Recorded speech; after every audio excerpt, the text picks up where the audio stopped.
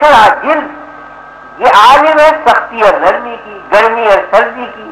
برف قریب کرو تو ٹھنڈک محسوس کرے گا، آگ قریب کر دو تو گرمی محسوس کرے گا، لوہے پہ ہاتھ پڑے تو سمجھے گا بڑی سخت چیز ہے، گارے پہ ہاتھ پڑ جائے تو سمجھے گا بڑی نرم اور ملائم چیز.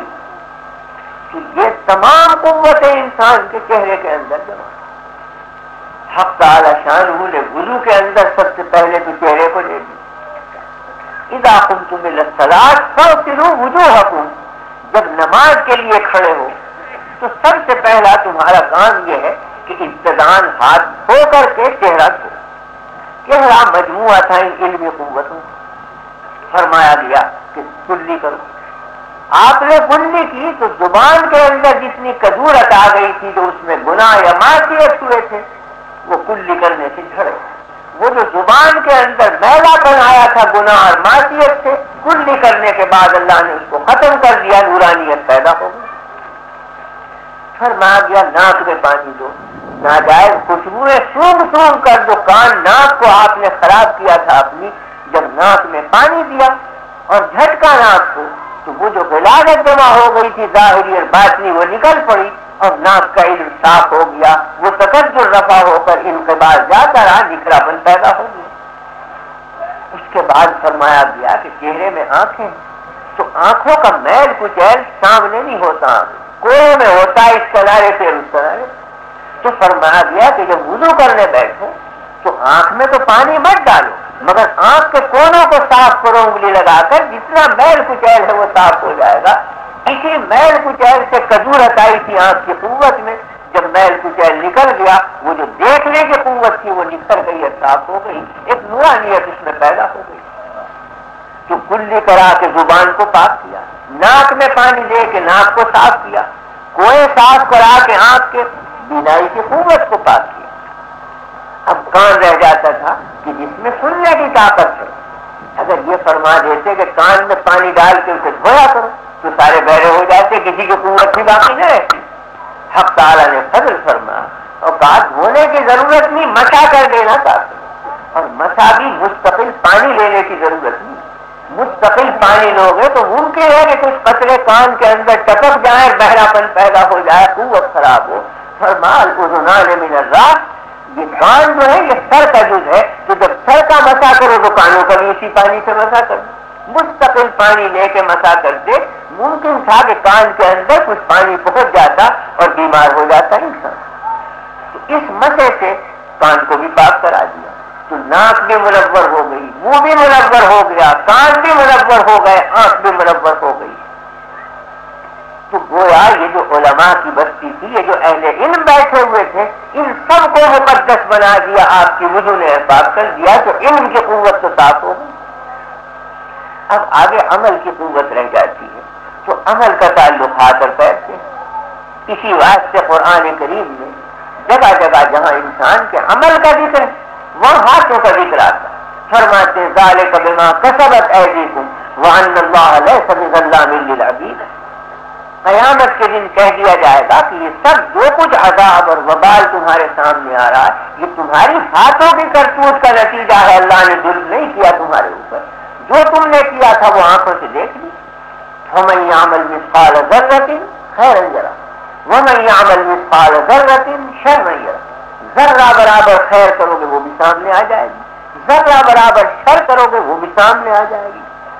فرما دیا مَن يَعْمَلْ سُوءًا يُجْزَ بِهِ وَلَا يَجِدْ لَهُ مِن دُونِ اللَّهِ وَلِيًّا وَلَا نَصِيرًا.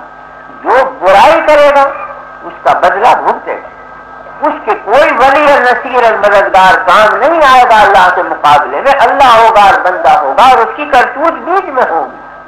وہ فضل فرمائے معاف کر دے، لیکن عدل اور قانون اس کا یہ ہے کہ من یعمل سوءا یجزا بہ، جو کچھ کرو گے وہ سامنے آ جائے.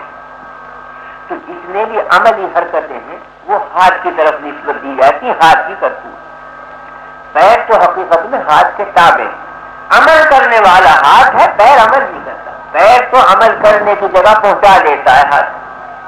آپ کو دکان میں کام کرنا ہے تو پیروں کا کام یہ ہے کہ دکان تک پہنچا دیں. آپ کو مسجد میں جا کے ایک نیک کام کرنا ہے، پیروں کا کام یہ ہے کہ گھر سے لے جا کے مسجد تک پہنچا دیں. خود پیر عمل نہیں کرتے، عمل کرتا ہے ہاتھ. اس لیے عمل کو نسبت دی حق تعالیٰ نے ہاتھ سے، ذالک بما کسبت ایدیکم، یہ تمہارے ہاتھوں کی کرتوت کا پھل ہے جو تمہارے سامنے آ رہا ہے۔ تو ہاتھ عمل کرنے والا اور پیر اس کا تابع ہے، وہ عمل میں معین ہے، سبب ہے، مددگار ہے۔ پیر نہ جائے تو بیچارہ ہاتھ کیا کر لے؟ تو ہاتھ کا خادم ہے پیر، تو یوں کہو کہ دونوں مل کر عمل کرتے ہیں، ایک مخدوم ہے ایک خادم ہے۔ خادم مدد دیتا ہے، مخدوم عمل کرتا ہے، دونوں کو عامل کہا جائے۔ تو جو کچھ بھی انسان کا عمل ہے وہ اس کے ہاتھ اور پیر کا کرتوت نتیجہ ہے۔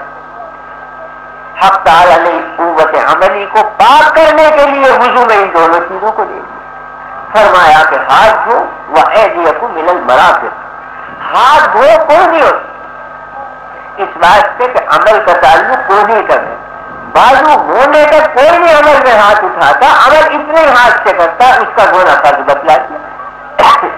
اگر کوئی اوپر تک دھو لے تو اجر ملے گا، ثواب ملے گا اسے۔